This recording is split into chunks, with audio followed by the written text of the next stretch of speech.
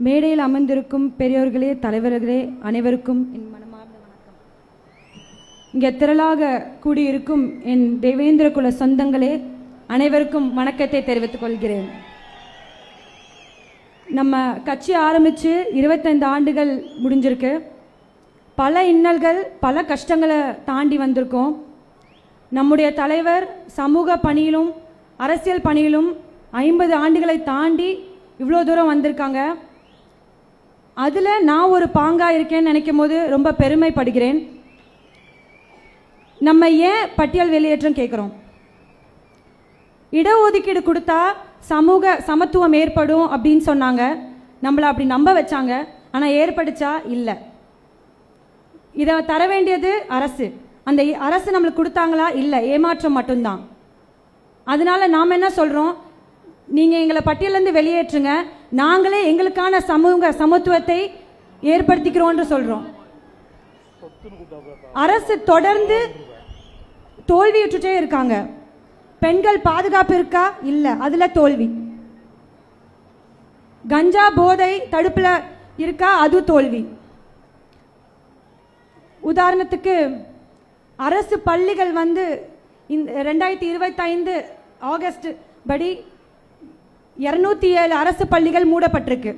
எதனால் மூடுறாங்க? அரசு தரம் இல்லை, அங்கே படிக்கிறதுக்கு தரம் இல்லை. பிள்ளைங்க சேர மாட்டாங்க. எப்படி சேருவாங்க? அங்கே தான் ப்ரைவேட் ஸ்கூலில் அவ்வளோ காசு கொடுத்து வாங்கி நீங்களே ப்ரைவேட் ஸ்கூல் நடத்துகிறீங்க, ஆனால் கவர்மெண்ட் ஸ்கூலில் மூடிறீங்க, ஏன்னா தரம் இல்லைன்னு. படிப்பு கொடுக்க வேண்டிய கட்டாயம் யாருடையது? அரசுடையது. அதில் தோல்வி. இப்படி தொடர்ந்து தோல்விகள் சொல்லிக்கொண்டே போகலாம்.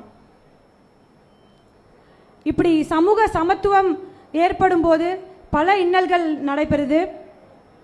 அதில் ஒன்று ஆணவ கொலை, சாதியின் படுகொலை. ஒரு கொலை ஏற்படும் போது 2 சாதியினருக்குமே ஒரு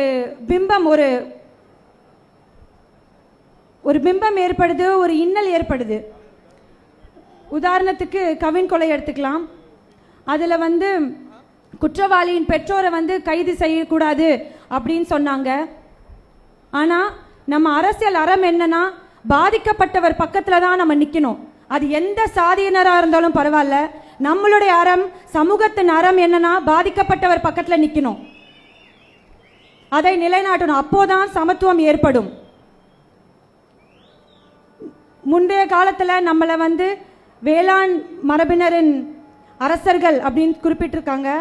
நம்மளுடைய பயணம் ஒரு எழுச்சி பயணம், பட்டியல் வெளியேற்றம் ஒரு எழுச்சி பயணம். அதை நாம் அடைந்தே தீருவோம். 2026 தமிழக மக்கள் முன்னேற்ற கழகம் சட்டமன்றம் செல்லும். எங்கள் குரல் ஒலிக்கும். அதுக்கு நீங்கள் எல்லோரும் உறுதுணையாக இருக்க வேண்டும். நன்றி, வணக்கம்.